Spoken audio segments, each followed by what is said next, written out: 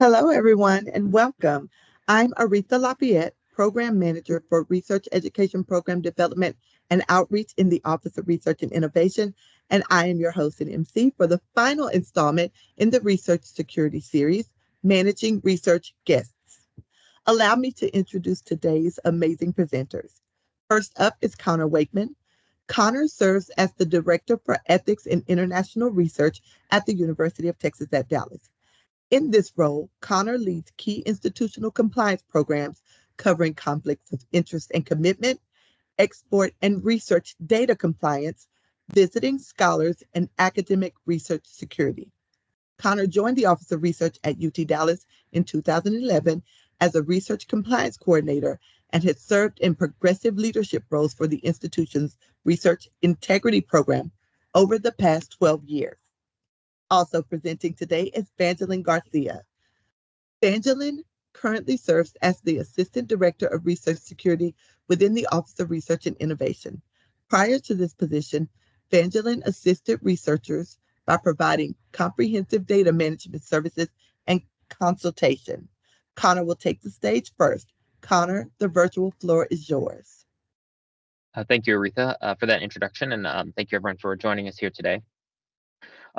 So in preparing this presentation, the focus of the content we're going to present has shifted slightly to where we will be covering the topics related to inviting and hosting research visitors here on campus. And so the information that we're going to cover very briefly is captured in these key questions here. So we're going to review the range of the types of visitors, and then we're going to focus on which kinds of positions qualify under our process as a research guest or a visiting scientist, which is two of the types of visitors for whom we most commonly perform an evaluation and who have policy requirements that apply to their positions, and so need to go through the evaluation process. We're going to discuss the steps in the visitor request process in more detail than we provide on our webpage, and in particular dive into which information and what the sources of information are for completing the visitor request form. Then we're going to talk about what are the common roadblocks for completing the visitor evaluation and then getting approval for your visitor from either the institution or from a sponsor or another external organization that has an interest in the scope of the visit. And then we'll talk about what kinds of approvals or reports need to be submitted after approval has been granted for a visitor. For those in attending or those watching this video later, our target audience are faculty and department personnel who serve as hosts for visitors, as well as department and school administrators who support the completion of the visitor request form, as well as the care of visitors after they have arrived at the university. So when it comes to our visitor categories, we have a range of 5 different main groups of visitors, and they are broken down based on 3 criteria here. So whether they're employed by the university or not, the duration of their visit to the university, whether they need access, and the level of access to non-public research facilities and other resources that comprise the university academic and research environment. And so we start with, I'm going to start with the kind of least sensitive positions and work towards the most sensitive. So we'll start with guest lecturers, right? And so guest lecturers don't go through our visitor process at all. They're not considered visitors that require an evaluation here because they go through the purchasing process where they are identified and evaluated and approved as independent contractors. So if you have a person who you are bringing on board, who you would like to invite to participate in academic activities as a guest lecturer, please go through the purchasing process. The next group is comprised of individuals we call campus visitors, adjunct faculty, and government delegations. And so these are individuals and groups of individuals who come to campus for a short period of time, but they are not granted any kind of independent access, so they don't get a building access card. They don't get a net ID. They're here for discussions. They're here to talk about opportunities to collaborate, to work together, maybe to develop funding proposals.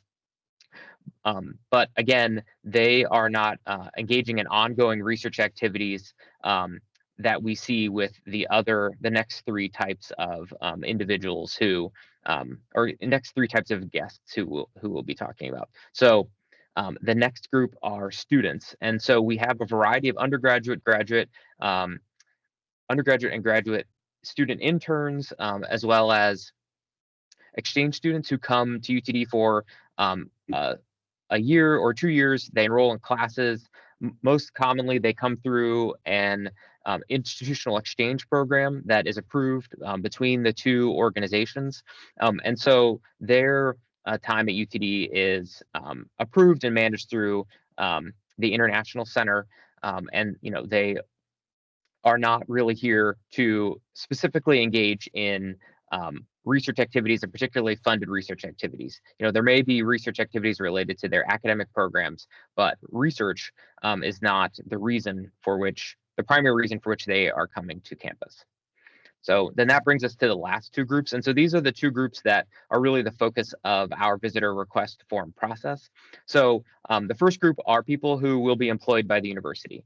And so these are the titles that we commonly see for these kinds of visitors are visiting professors, visiting scientists, research associates, lab assistants.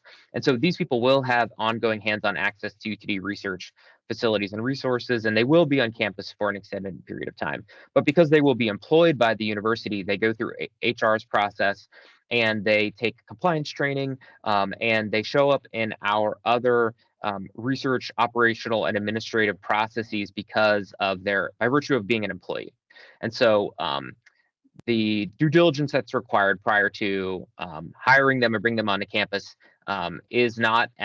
there isn't as much that is needed as with the last category. So the last category is our faculty, research, and staff guests. And so these are individuals who are being invited to campus for an extended period of time. They're going to be have hands-on access to research. They're going to be heavily involved in research and other activities in a lab on campus, but they will not be employed by the university.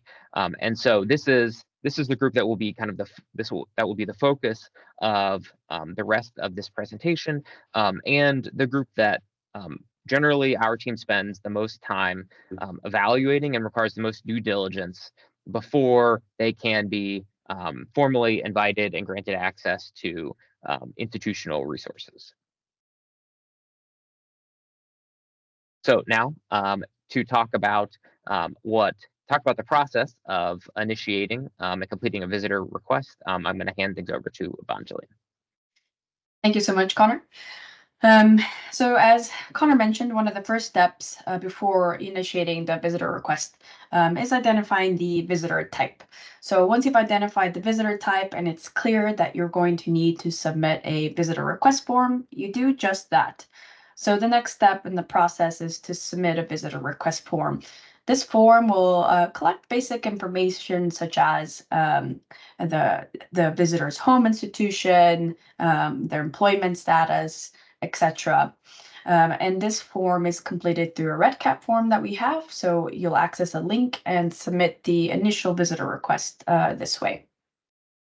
The next step, or I should say the next steps in the process are conditional. They're dependent on certain criteria. I'll discuss the criteria more in the next slides, but it's important to note that these steps outlined in this orange box here are all conditional on certain criteria that are identified when you first submit the visitor request form. So it's possible that when you first submit the visitor request form, that's all you'll need to do as part of this visitor request form process. My office will evaluate and will inform you that no further information is needed and you can proceed with the visit as is. However, if my office identifies that certain criteria have been met, then we're going to request that you submit the visitor program information form. So that will be the next step in the process, of course, dependent on certain criteria. So we'll notify you. It will also be a REDCap form that you'll fill out. This form will ask for a lot more questions that are a little bit more detailed about the visitor's activities while at UT Dallas. So once you submit that form, it will move on to department approval. Once department approval is achieved, then we perform a more thorough research security and ethics evaluation. And dependent on our evaluation, we may request a compliance letter or training for the visitor. So these are the high-level steps associated with initiating a visitor request and going through our visitor request process. So, I mentioned previous criteria. What is this criteria? So this is a handy workflow diagram that kind of walks you through the certain criteria that if it's met, we'll request the additional information. Throughout this presentation, I may reference what's called the full visitor request form. And what I mean by that is it's essentially the initial visitor request and also the additional visitor program information. So those two things combined are what we're calling the full visitor request form, because we're requesting the full comprehensive information. Okay, so I'm going to walk through 3 different workflows that I think are more important to our discussion today. So the first question we'll ask, are they employed at UTD? Yes. If it's yes, then we ask, okay, are they duly employed? Yes. Perfect. Then it's clear that we know that we're going to request for the additional information and request a full VRF to be completed. The second workflow, same thing, same question. Are they employed at UTD? No. Are they a campus visitor? Yes. Then we'll do a risk screening, and dependent on the risk screening, if there's something that we find that is of risk, then we'll request the additional visitor program information form, and we'll request the full VRF to be completed. Okay, and the last flow I'll cover, again, are they employed at UTD? No. Are they a campus visitor? No. Then they're a research guest, and we're going to request the full VRF, so we'll request additional visitor program information to be filled. So this is kind of the high-level overview of the certain criteria that kind of pivot, the visitor to go through, a specific flow.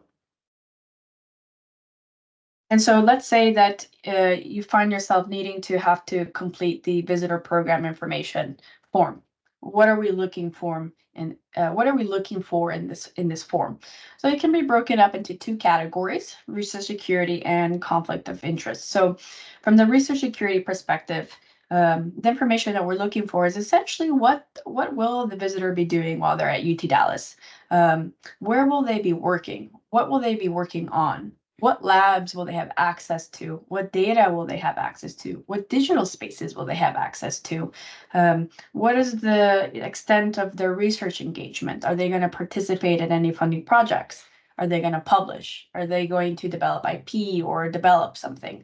Do you as a host have export-controlled research or sensitive research? Are there any reporting obligations that we need to identify to ensure that the visitor can or can't be included in that sensitive funded research?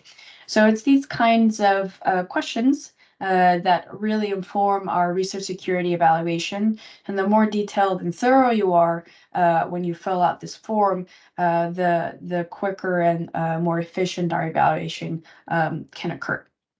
So the second set of questions is the conflict of interest questions. And so we'll ask more questions about, the type of funding that will support the visitor. So how will the visitor be compensated while they're here at UT Dallas? Does the visitor have any obligations to any external organizations? We may request additional information such as funding documentation, appointment letters, leave of absence, CVs or resumes, perhaps copies of grants for their funding at their time at UTD. And so essentially the visitor program information form all the information they provide gives us a holistic overview, a detailed overview of what the visitor will be doing here at UT Dallas. And so, you may ask, why all this information? Why is it helpful for us to have all this information? What is the purpose of our evaluation? And truly, it's for prevention and awareness. We don't want to prohibit visitors from coming to campus or prohibit you from hosting visitor. We just want to make sure that the visit complies with your research obligations. We just want to make sure that that the visitor and your hosting of the visitor is done so in a compliant manner. So that is why we request all this information, and why we perform the evaluation. So next, I'll hand it back over to Connor, who's going to discuss the common roadblocks that occur when you're going through this process and trying to achieve visitor approval. Thank you, Evangeline. So related to the items that Evangeline brought up on the last slide, related to your research obligations. So those obligations, as well as the visitors' relationships and the activities that you're proposing that they perform, may run into different UT Dallas, UT system, state, and federal regulations, as well as policies, which may cause us to have to take additional action, such as an approval or a report, before we can complete our evaluation, or before the visitor can be involved in certain activities at UT Dallas, or involved in the activities you're proposing for them to be involved in while they're at UTD. And so I'm going to talk through 7 of our common situations, and they're organized based on kind of the severity of the roadblock in terms of the time and the amount of work that's involved in order to accomplish this approval or this report, as well as the kind of risk to the institution if we do not get approval for this situation. So the 3 issues in green are ones that we encounter more often, but are pretty easy to overcome. So on occasion, a visitor will have a home institution, and that home institution will want us to sign an agreement with them as part of us hosting the visitor, so we can agree, for instance, if we're going to transfer materials or data between the institutions, or if they want us to acknowledge our obligations in hosting this person at UTD. And so in that case, we'll reach out to them and ask to sign a visiting scientist agreement. And so depending on the scope of the agreement and what it is we're agreeing to, sometimes we can do this, we can approve the visit and then work on the agreement. Other times we will need to finish and have the VSA signed before we can approve and allow the rest of the process of inviting that person onto campus to proceed. But generally we're able to have these VSAs negotiated and executed with the home institution. A second common situation is that some kind of funding agency or sponsor approval is needed for a visitor. Sometimes it's just a report where an external agency will say, if you're going to involve a visitor in activities that we are funding, or share with them data or information that you receive from us, you just need to tell us, hey, we're going to give access to this information to this person who's not our employee. Other times we actually have to get approval. And so depending on whether it's a report or approval and the specifics of what the funding agency needs, we may do that and then wait to grant approval, or we may be able to grant approval, allow the rest of the initiation process to continue while we complete that funding agency action. The third common situation is just there wasn't enough information in the visitor program information form for us to complete our evaluation. One common area in which we request more information is about the scope of the visit. So if you can provide as much detail as possible about the technical inputs and outputs of the visitors program at UT Dallas, particularly if you're working in a STEM area, then that will allow us to arrive at an export control and security evaluation without needing to reach out for additional information from the host. And again, that is something that will add additional time to processing, but which is something that we're able to sort out with the host. So the two roadblocks in yellow are two issues where there is additional time that is needed, and if we don't address these items, and we must address these items before approval can be granted for the visitor. So in the case where we have a foreign visitor and the host is engaged in export controlled research or has export controlled technology in the lab, part of our evaluation will be performing a licensing evaluation to determine whether a export license is needed for that foreign visitor to participate in that research or have access to that technology. So that requires additional time because that it unfortunately is a necessary but complicated compliance evaluation that we have to perform. In the case where the visitor does require either the use of a license exception or an actual U.S. government license in order to participate in the research or technology, then we'll have a conversation with the host to inquire about, is this a necessary part of the visit? If so, then we will proceed with collecting the information necessary to make sure we have the proper authorization for this foreign visitor to have access to this export controlled research or technology. Unfortunately, it's not a given that the Department of Commerce or the Department of State will grant that license. We luckily, knock on wood, have been successful so far with the licenses that we have submitted, but it is a time-consuming and lengthy process, and we do have to wait a matter of months typically for the government to reply to license requests because they are getting these kinds of requests from universities all across the United States.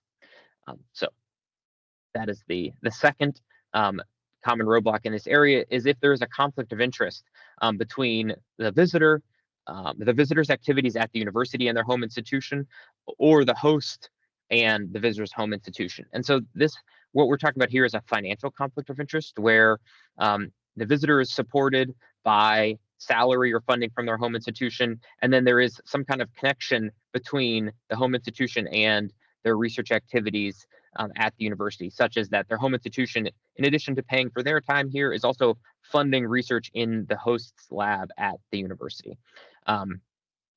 Another example would be if the host themselves has a relationship, such as a secondary affiliation or a consulting position with the visitor's home institution. And so in that case, we have to go through the conflict of interest process to identify what conflict of interest mitigation or management is needed to ensure there isn't any bias or undue influence from the home institution on the research activities that are being performed at the university related to the home institution.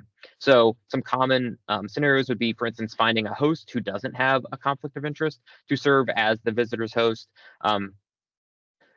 or to engage in other transparency and disclosure activities, making sure the people working with with the visitor and with the host are aware of the conflict of interest, and that we are taking steps necessary to ensure the other people involved who could be affected by, the conflict of interest are aware of the COI.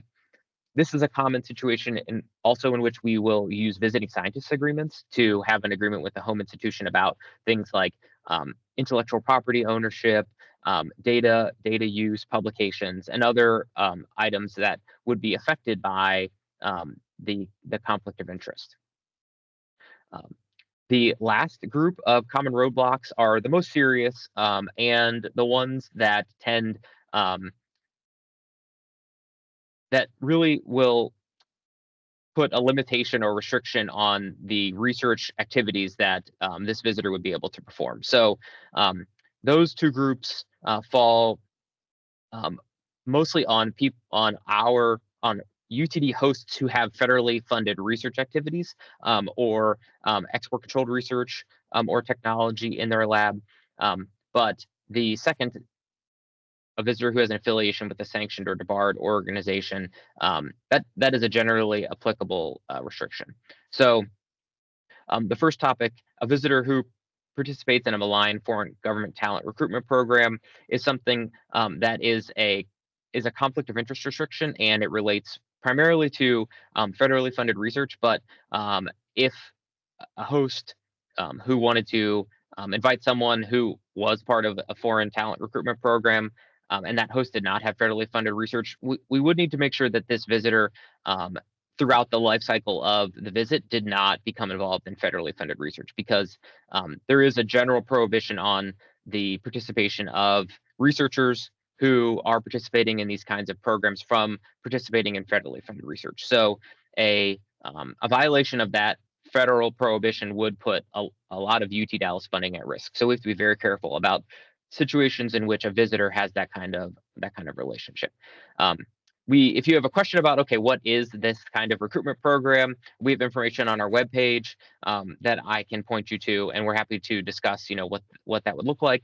But in as brief terms as possible, it's an affiliation and funding from a foreign government where you're being asked to engage in basically unethical conduct of research and reporting of research. You're being asked to share data and intellectual property and transfer that knowledge outside of UT Dallas, kind of without UT Dallas's consent. So it is primarily an ethical situation where this program is asking this person to act contrary to UT Dallas policy and their commitments to UT Dallas and to the open conduct of research. The second group is if there is a visitor who has an affiliation with what is called a sanctioned or debarred organization. And so these are organizations, both foreign and domestic, that have been identified by the US government as either engaging in illegal activity, and so they have been debarred by the US government, or engaging in activities that are contrary to the national security or trade interests of the United States, and so they have been sanctioned by the US government. And so in the case of debarred organizations, there are restrictions on engaging with debarred organizations related to, again, primarily federally funded activities. But there could be other restrictions in terms of sharing certain kinds of information with these organizations. And so we need to be very careful about working with these organizations, and we need to discuss whether the risk from working with this organization is worthwhile there's enough benefit to justify taking on the risk of working with that organization. That theme of risk-benefit calculus would also apply to working with sanctioned organizations. So the nature of the sanctions depends on the sanctions program and what the behavior of that organization was prior to the U.S. that led the U.S. government to impose those sanctions. Most of them are export control related, and so these sanctions deal with sending and sharing export controlled research or technology or items with that organization. And so there are a lot of academic activities. In fact, most academic activities don't fall under the scope of being export controlled. But we have to be very careful about managing that line and understanding, where that line is and making sure we're not crossing that line if we are going to engage in if we're going to host a visitor from an organization that is sanctioned. And so again, if this situation comes up and there is sufficient benefit, we can work with the host to implement the necessary controls to make sure we don't violate the scope of those sanctions.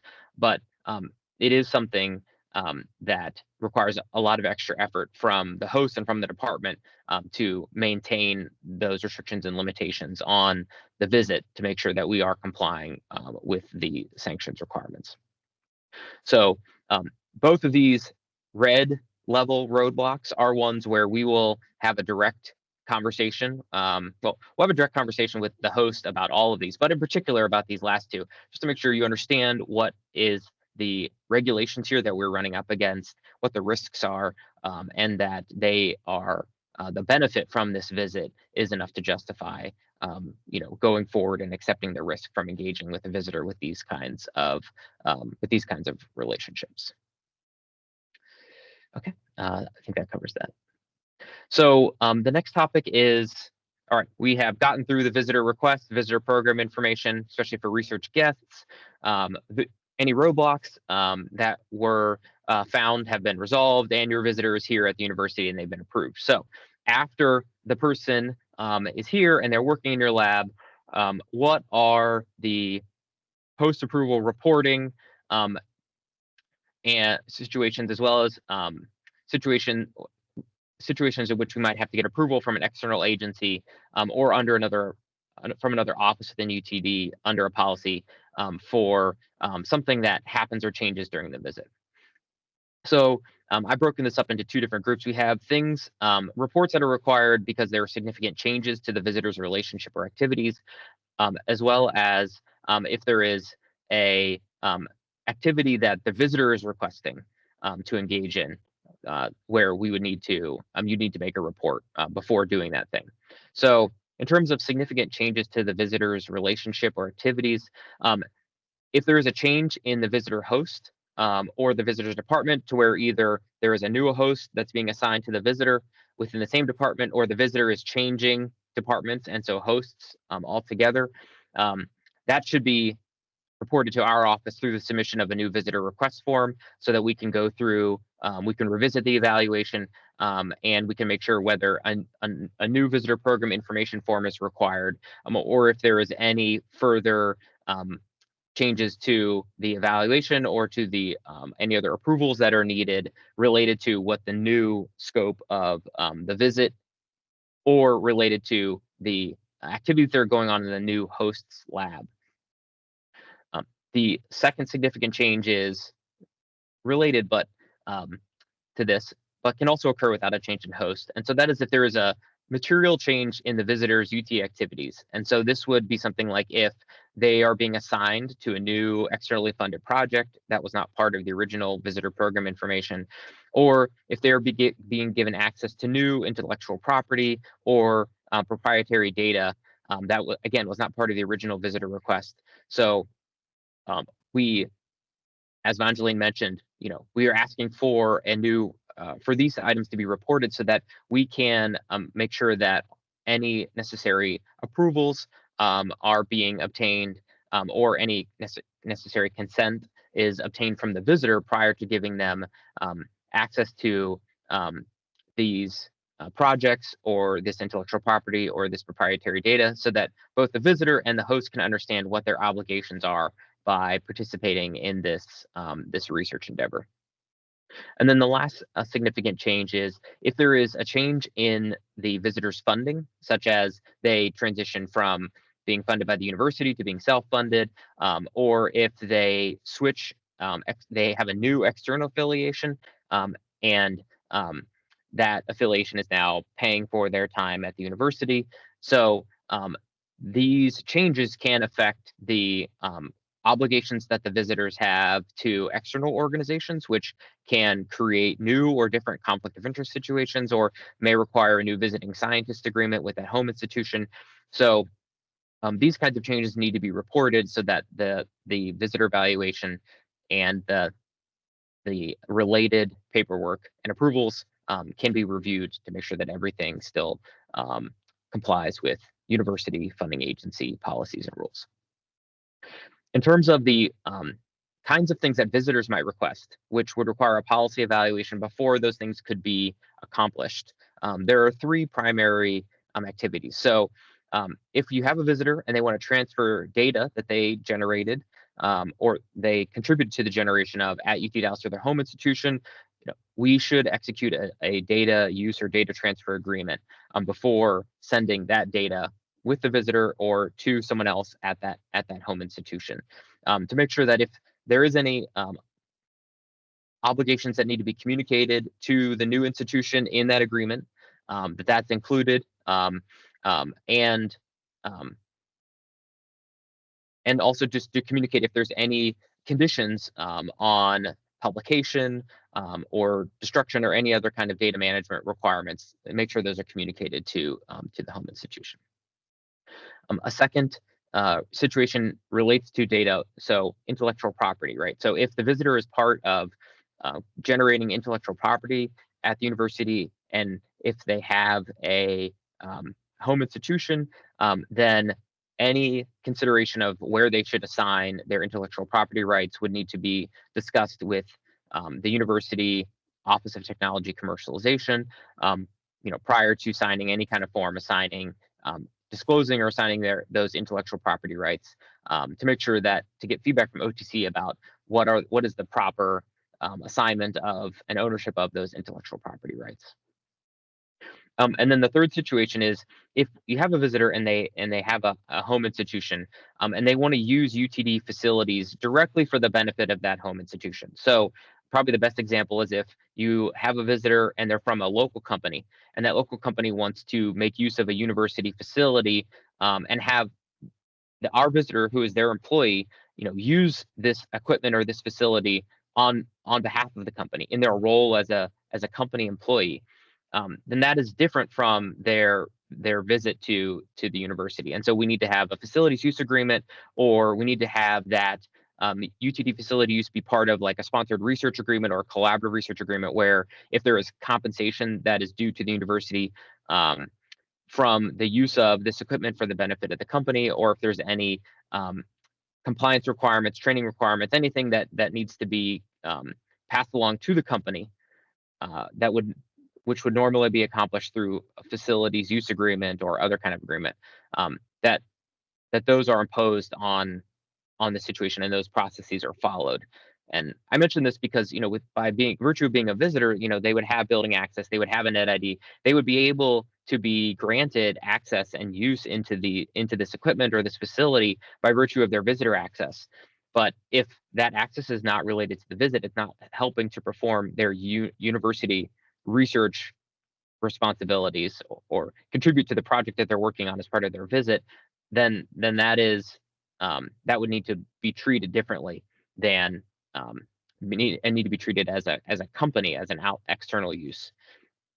If you're not sure, if you have a specific situation, if you're not sure whether it's part of a visit or it's an external use, we're happy to discuss those situations with you, and then also bring in any other bring in the office or administrator who manages that facility or that equipment, and discuss with them, what would this qualify as? Would this be part of the visit, or would this be an external use? And then lastly, I wanted to mention that this is not a comprehensive list of these situations. This is why we go through each visit, because there are always new and exceptional approvals and reports that need to be filed depending on the specific activities of the host or the activities of the visit. And so please, do not hesitate to reach out to us if you're not sure whether any kind of report or approval is needed during the life cycle of the visit. So this is thank you for coming. This was our presentation today. I would like to, before we open the floor to any questions, I would like to briefly mention that we have posted links at the bottom of this page with information with links to guidance and information that is on our website. We are going to be developing and publishing a how-to guide for completing the visitor request and visitor program information form, and that will be linked on the process webpage. And then we also are working on a follow-up presentation, which will be released, I believe, sometime in the fall, where we're going to be taking a deeper dive into some of the more specific and complicated situations related to truly the management of visitors, such as if you get a request from a visitor, if you get a visit request from someone you don't know, how do you deal with those situations? If a visitor shows up and they aren't behaving, they aren't what you expected, how do you deal with those situations? And so we will be involving some of our other partners on campus who are also involved in the management and care of visitors on campus. And so please keep an eye out for that presentation sometime in the next couple months.